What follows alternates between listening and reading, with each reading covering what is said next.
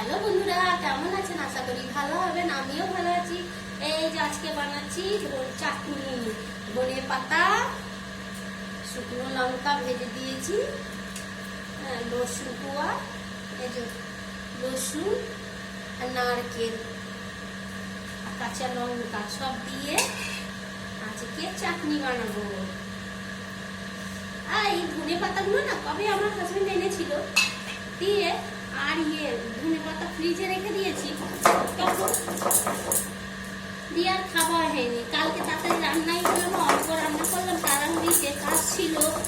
আর আজকে এই 2-3 দিন হয়ে গেছে, কেমন হয়ে গেছে, কিন্তু বেটেনি, ভালো লাগছে, একটু ভালো আছে। আর শুকনো লঙ্কাটা দিয়ে দিচ্ছি আর নারকেল দিয়ে দিচ্ছি, আরো স্বাদ ভালো লাগবে। এভাবে বানিয়ে খাবেন, দেখবেন খুবই ভালো লাগবে।